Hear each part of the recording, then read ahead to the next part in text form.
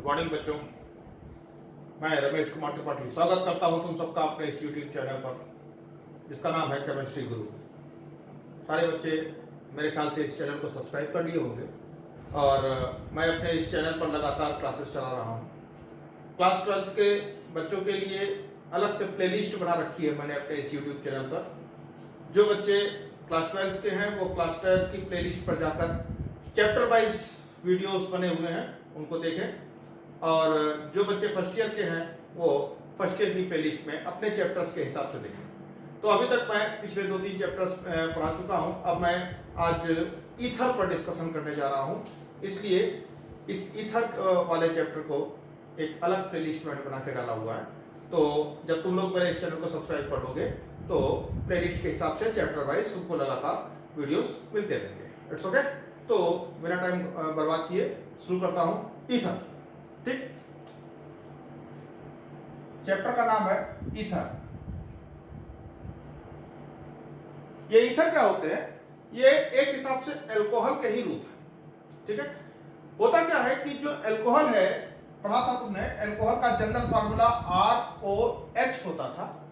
यहां पर ये जो O है ये एक तरफ R यानी एल्किल समूह और एक तरफ H से जुड़ा था। यदि इसी अल्कोहल के H को हटाकर एल्किल समूह से जोड़ दिया जाए तो ये ईथर कहलाता है।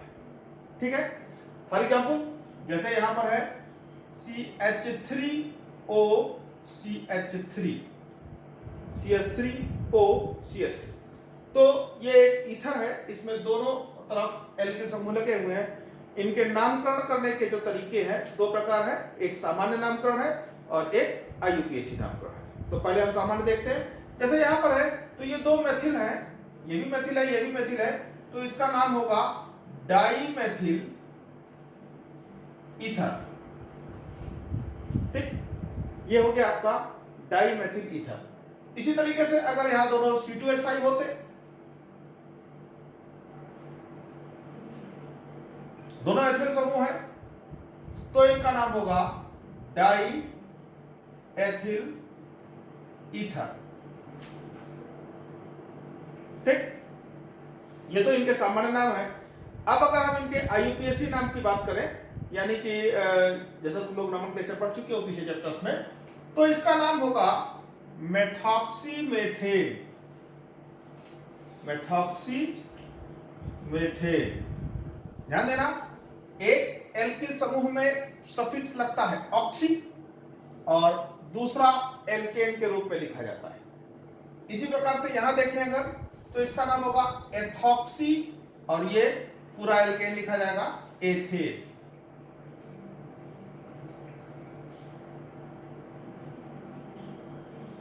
एथॉक्सी एथेन, दो एल्किल समूह है, एक एल्किल समूह के नाम का सफिक्स ऑक्सी लगाकर लिखा जाएगा, दूसरा संगत एल्केन जैसा है वैसा लिखा जाएगा। Is it clear?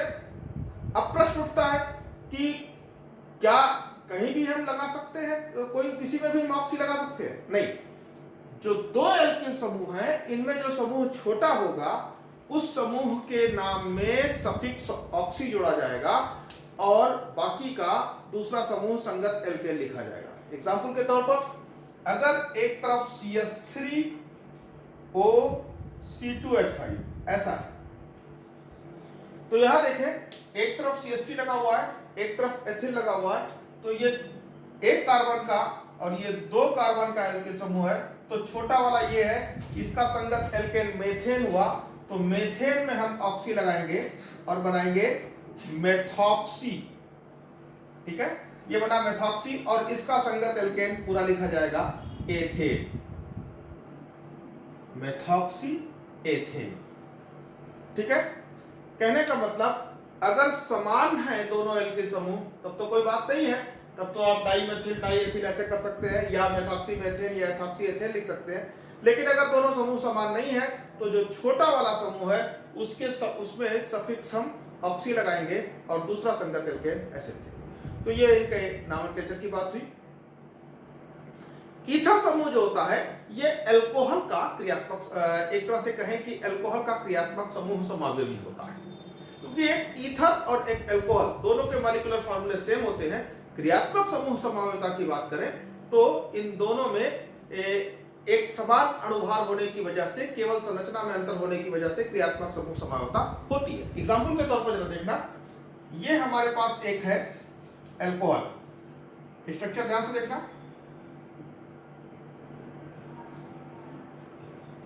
ये अल्कोहल है, और अगर हम इसी का दूसरा ईथर बनाए तो ये पॉसिबल है।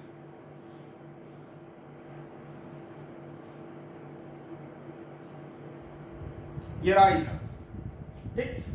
अणुसूत्र देखिए, 2 कार्बन है, C2 हाइड्रोजन, 1 2 3 4 5 6 हाइड्रोजन है, C2H6O, C2H6O ये भी है, और इसको देखें C2H6 और O, ठीक है। दोनों के अणुसूत्र समान है, अणुसूत्र दोनों के समान है, हाँ अंतर संरचना में है, और ये अल्कोहल है और ये ईथर है, ठीक है। तो अल्कोहल का संरचनात्मक समावयवी अगर कहा जाए तो ईथर होगा, और ईथर का संरचनात्मक समावयवी अल्कोहल होगा। और कौन सी संरचनात्मक समावयवता? क्रियात्मक समूह समावयवता। क्लियर? तो इस प्रकार से ये रहा इसके समावयवता के बारे में।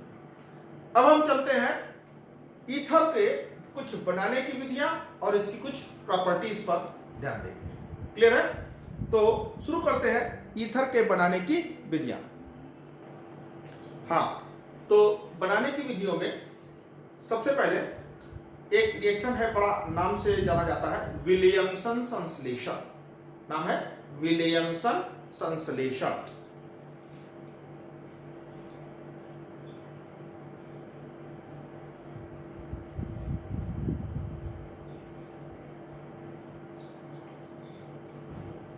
ठीक है। इस रिएक्शन में को ये बड़ा मशहूर रिएक्शन है।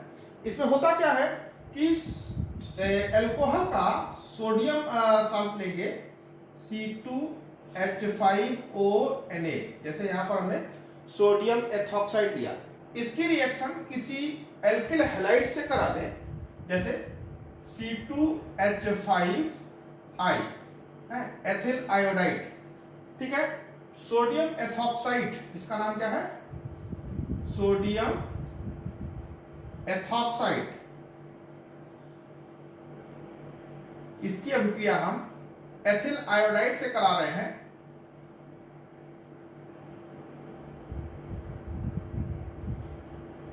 ठीक है। तो ये जो NaI है, ये सोडियम एथॉक्साइड NaI ये निकल जाएगा और बनेगा क्या?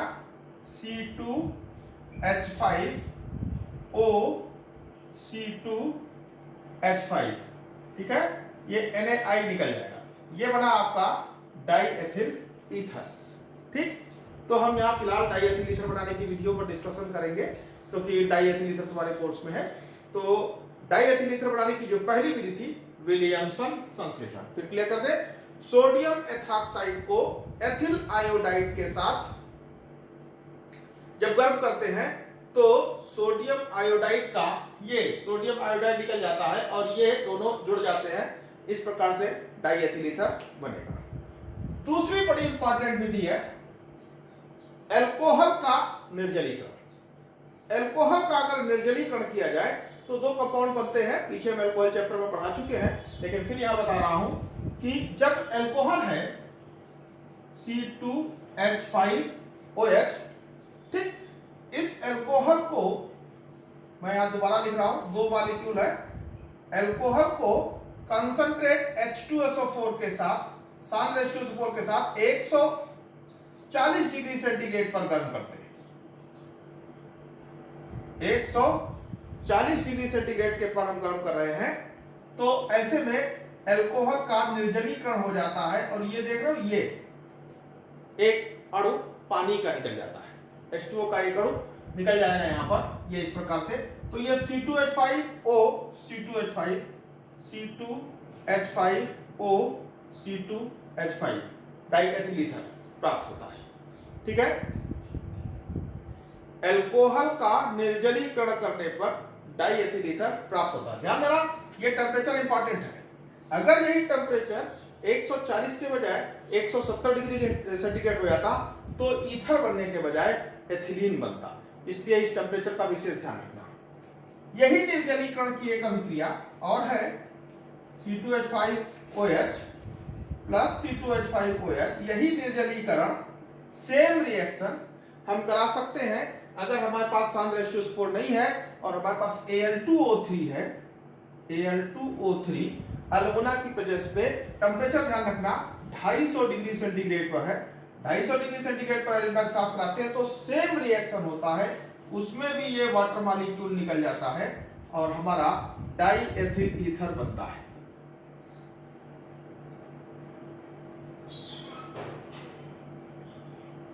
ठीक है, तो ये दूसरा रिएक्शन हुआ। तीसरे रिएक्शन की बात करें तो एल्कोहल जो होते हैं उनको हम लोग एल्किल आयोडाइड से बना सकते हैं। C2H5I या C2H5Cl से भी बनाया जा सकता है इनको। ठीक है, कैसे जरा देखना ध्यान से। C2H5I एथिल आयोडाइड मान लिया हमारे पास है, तो एथिल आयोडाइड के हम दो मॉलिक्यूल है, यहां ध्यान देना, इनकी रिएक्शन हम सिल्वर ऑक्साइड Ag2O से करा रहे हैं। सिल्वर ऑक्साइड Ag2O से रिएक्शन करा रहे हैं इनका। तो सिल्वर ऑक्साइड से रिएक्शन कराने पर बेटा ये देख रहे हो ना, ये इस प्रकार से ऐसे ये सिल्वर आयोडाइड पीले रंग का होता है 2AgI, ये निकल जाता है सिल्वर आयोडाइड 2AgI, ये निकल जाता है और तब C2H5O C2H5 die ethyl ether बनता है C2H5O C2H5 प्लस 2AgI। ठीक है, तो ये एक विधि हो गई ईथर बनाने के लिए। ये तीन विधियां हैं जिनमें बेटा ये वाली विधि, ये जो मैंने कहा, ये एथिल अल्कोहल का निर्जलीकरण सांद्र H2SO4 के द्वारा, तो एथिल अल्कोहल का सांद्र H2SO4 के द्वारा निर्जलीकरण वाली विधि, ये इसकी प्रयोगशाला विधि है, लैब मेथड है इसका।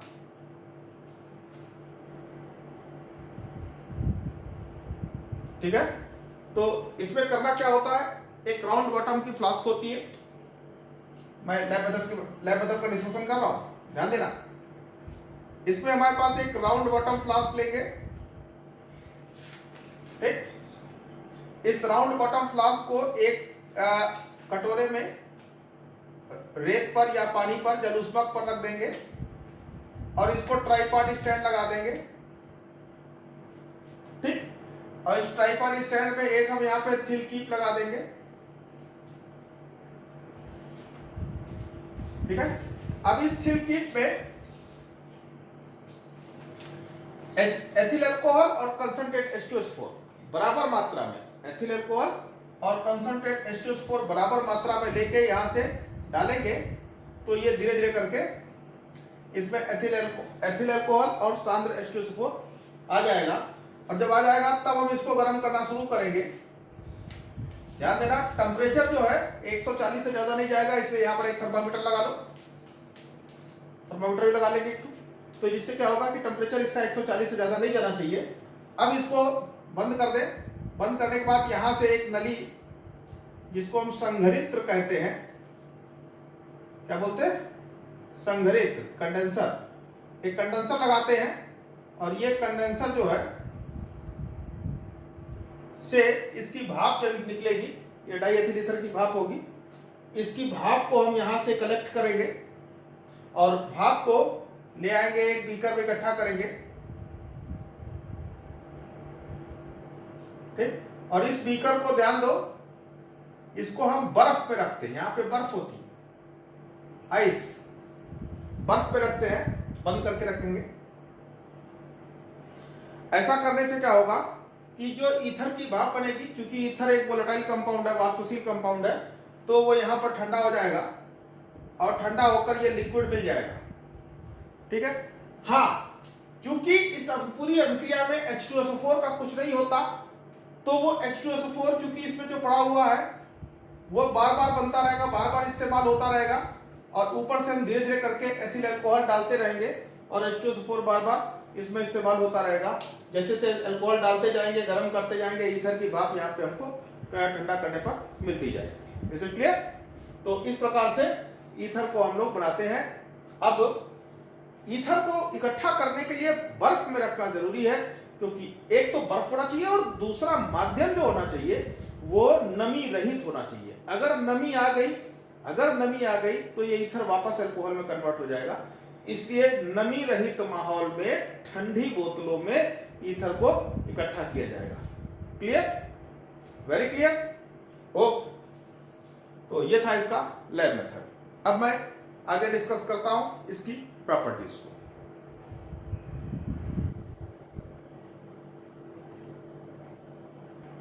हाँ बच्चों, ईथर की प्रॉपर्टीज के बारे में पहले हम फिजिकल प्रॉपर्टीज पर कुछ बातें कर लें, डिस्कस कर लें। ईथर एक लिक्विड है। पहली बात, लिक्विड है, वाष्पशील है, वोलेटाइल है। वोलेटाइल का मतलब अगर हथेली पे ऐसा ईथर को रखेंगे तो ठंडा ठंडा लगेगा और वो भाप बनकर अपने आप उड़ जाएगा, पेट्रोल की तरह। जैसे पेट्रोल वाष्पित हो जाता है वैसे ईथर वाष्पित हो जाता है।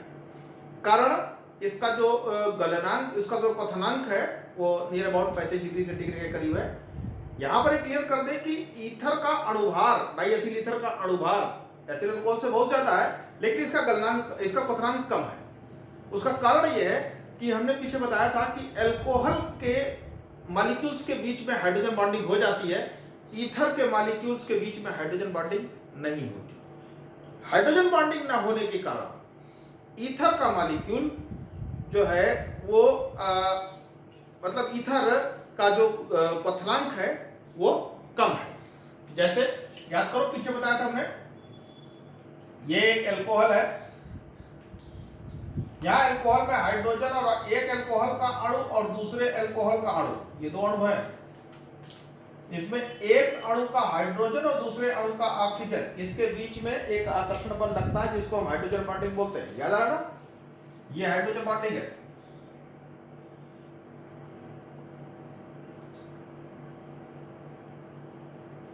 लेकिन ईथर में ऐसा नहीं होता, क्योंकि ईथर में हाइड्रोजन है ही नहीं।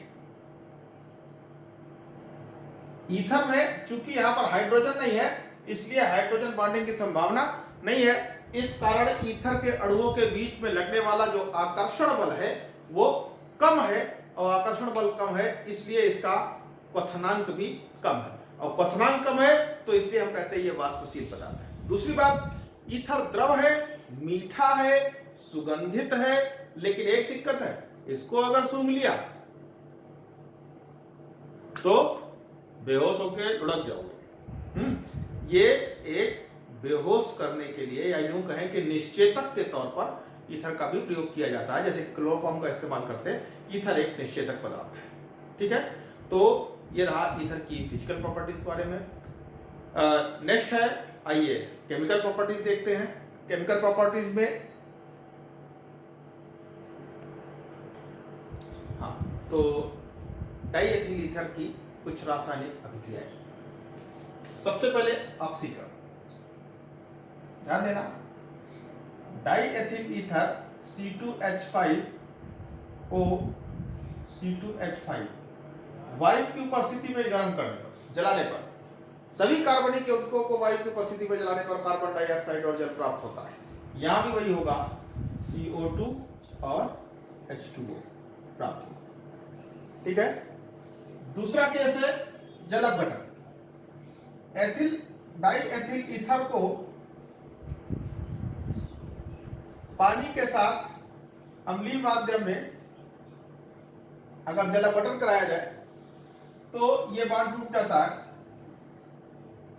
ठीक, पानी का OH इसके साथ और पानी का H इसके साथ, तो H यहां आ जाएगा, बन जाएगा C2H5OH, और OH यहां आ जाएगा तो बन जाएगा C2H5OH, यानी C2H5OH दोनों तरह से बनेगा। पानी जो है जल अपघटन करेगा ये, ठीक, तो ये हिस्सा इसके साथ जाएगा तो बचेगा इतना हिस्सा, कुल मिलाकर दोनों तरफ से अल्कोहल मिलेगा। तीसरा केस है कि डाइएथिल ईथर को H2SO4 के साथ गर्म किया जाए, H2SO4 के साथ गर्म किया जाए 100 डिग्री सेंटीग्रेड पर, तो इसका H इसके साथ चला जाएगा, तो ये बनाएगा क्या, C2H5। देखो यहां से H इसके पास आएगा, तो ये C2H5O है, H और आएगा, बनाएगा क्या, C2H5OH, और बचेगा क्या, HSO4, वो HSO4 C2H5 के साथ आएगा, तो बनाएगा C2H5HSO4, एथिल हाइड्रोजन सल्फेट। और ये एथिल अल्कोहल फिर से H2SO4 के साथ रिएक्शन करेगा और पानी निकल जाएगा, तो ये भी बन जाएगा, भाई यहां पर H2SO4 है ना, तो ये पानी बना के निकाल देगा और ये हिस्सा इसमें फिर जुड़ जाएगा। तो यानी कि ध्यान दो, ये पानी निकल जाएगा, तो ये जुड़ जाएगा, तो क्या बन जाएगा, C2H5HSO4। यानी हम कह सकते हैं कि दोनों तरीके से C2H5HSO4 बनेगा, यानी 2C2H5HSO4 बन जाएगा। क्लियर। तीसरा केस है PCl5 के साथ C2H5O C2H5, इसकी हम PCl5 के साथ रिएक्शन कराएं, तो PCl5 का काम है ऑक्सीजन को निकाल लेना, ये ऑक्सीजन को निकाल देगा POCl3 के रूप में। ध्यान रखो बेटा, हमेशा PCl5 ऑक्सीजन निकाल देता है POCl3 के रूप में। अब बचे यहाँ पर 2 Cl, एक Cl इधर जुड़ जाएगा, एक Cl इधर जुड़ जाएगा, बन जाएगा C2H5Cl, ये भी बन जाएगा C2H5Cl, यानी कि 2C2H5Cl, 2C2H5Cl प्राप्त होगा। क्लियर। नेक्स्ट है Hi, हाइड्रोजन आयोडाइड के साथ C2H5O C2H5 है, इसकी रिएक्शन Hi हाइड्रोजन आयोडाइड के साथ कराओगे, तो ये देखो, ये क्या दिख रहा है, C2H5OH दिख रहा है, ये बना देगा C2H5OH, और ये C2H5 और ये I मिलकर बना देगा C2H5I, C2H5I, एथिल आयोडाइड। हाँ, अगर आपने ज्यादा HI लिया है, तो ये जो अल्कोहल है, ये अल्कोहल जो आपका है, ठीक है ना, C2H5OH, ये अगर HI ज्यादा है तो ये फिर रिएक्शन कर जाएगा, और तब ये H और OH मिलकर पानी बना देगा, और ये बनेगा क्या, C2H5I, C2H5I। कहने का मतलब, अगर HI ज्यादा है, HI कम है, तब तो एथिल अल्कोहल और एथिल आयोडाइड का मिश्रण मिलेगा। लेकिन अगर HI ज्यादा है, तो ऐसी कंडीशन में जो अल्कोहल बनेगा, वो अल्कोहल फिर से एथिल आयोडाइड बना देगा, यानी कुल मिला के एथिल आयोडाइड मिलेगा। ठीक। HI के साथ एक बात और है कि HI जो है, अगर लाल फास्फोरस के साथ इस्तेमाल किया जाए,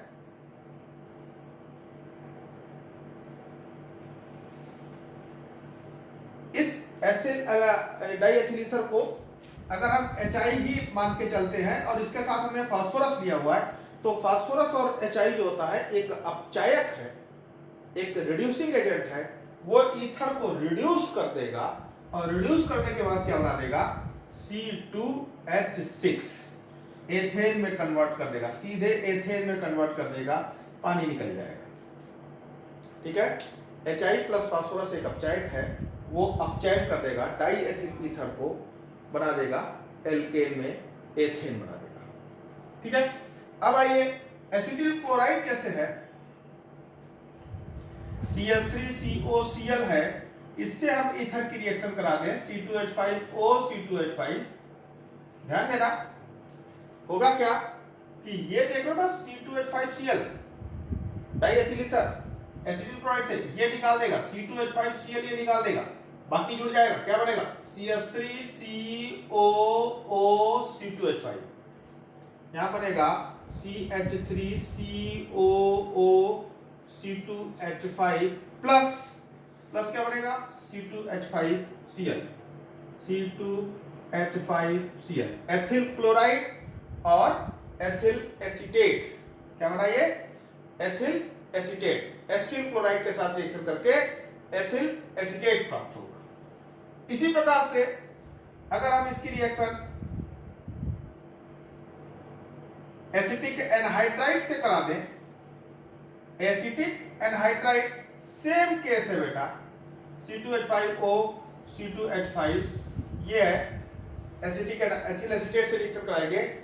एसिटिक एनहाइड्राइड से भी वही बात होगी, CH3COO C2H5, जैसे आप बना ना CH3COO C2H5, बिल्कुल वही बनेगा CH3COO C2H5।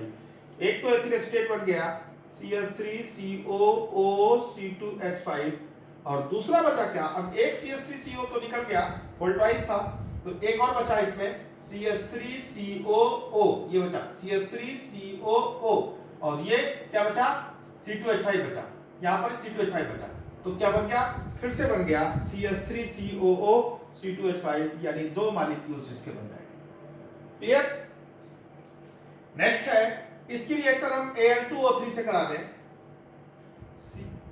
डाइएथिल ईथर की रिएक्शन Al2O3 से कराएं, CH3 CH2O CH2 CH3, ठीक है। इसकी रिएक्शन हम Al2O3 से कराते हैं 350 डिग्री सेंटीग्रेड पे। फिर वही कह रहा हूं, निर्जलीकरण है, पीछे बताया था तुमको निर्जलीकरण, ईथर का निर्जलीकरण हो जाएगा, H2O निकल जाएगा, एक H यहां से एक H यहां से, दोनों तरफ से H निकल जाएगा, पानी HO के साथ पानी बना देगा, निर्जलीकरण हो जाएगा, बचेगा क्या C2H4, 5 है 4 बचेगा, C2H4, ये दोनों तरफ, इधर भी C2H4 इधर भी C2H4, यानी एथिलीन प्राप्त होगा। एथिलीन बनता है Al2O3 के साथ 350 डिग्री सेंटीग्रेड पर गर्म करने से, ठीक। और एक लास्ट और मोस्ट इंपॉर्टेंट रिएक्शन वो ये है कि डाइएथिल ईथर को CH3 CH2O CH2 CH3, इसकी क्लोरीन के साथ जब हम रिएक्शन कराते हैं, तो ध्यान देना, क्लोरीन के साथ रिएक्शन कराने पर ऑक्सीजन से जुड़े हुए कार्बन परमाणु पर लगा हुआ हाइड्रोजन, ये हाइड्रोजन हटता है, उसकी जगह पर Cl आता है। पहले एक इधर हटेगा, फिर और रिएक्शन कराओगे तो इधर वाले कार्बन से हाइड्रोजन हटेगा, फिर और रिएक्शन कराओगे तो इधर वाले से हटेगा, फिर और रिएक्शन कराओगे फिर हटेगा, ऐसे करके हाइड्रोजन हटते जाएंगे। लेकिन ध्यान देना, यहां से हाइड्रोजन नहीं हटेगा, बल्कि वो ऑक्सीजन से जुड़े हुए कार्बन परमाणु से हाइड्रोजन हटेगा, यानी बनेगा क्या CH3CH, देखो CH2 था, एक H गया, यहां पर Cl आएगा, O CH2 CH3, बाकी जैसे था वैसे रहा। आगे अगर रिएक्शन कराओगे, फिर रिएक्शन कराओगे तो यहां से एक H और हट जाएगा, यहां Cl आ जाएगा, यानी बनेगा CH3CH ClO CH। अब यहां से भी एक हाइड्रोजन हट गया है, इस पर एक Cl आ गया CH3, ठीक है। इस प्रकार से हाइड्रोजन हटते हुए चले जाएंगे, और लास्ट में सारे के सारे हाइड्रोजन भी हट सकते हैं अगर क्लोरीन प्रचुर मात्रा में है तो। क्लियर। तो ये था ईथर को लेकर, ईथर की कुछ सामान्य रासायनिक अभिक्रियाएं, और यही इतनी ही अभिक्रियाएं तुम्हारे कोर्स में है। फिलहाल इनको वीडियो पॉज करके हैं, मैं हट जाता हूं, वीडियो पॉज करके आप इसको सारे रिएक्शंस जैसे मैंने बोर्ड पे लिखे हैं वैसे नोट कर लेना। नोट करने के बाद अपनी कॉपी बनाओ, तैयारी करो, याद करो, रिवीजन करते रहो। क्लियर। आज हमने ईथर पर डिस्कशन किया, कल हम नेक्स्ट चैप्टर पर डिस्कशन करने वाले हैं, इसलिए डेली का डेली वीडियो बढ़ाते रहो, नोट्स तैयार करते रहो। It's okay, thank you.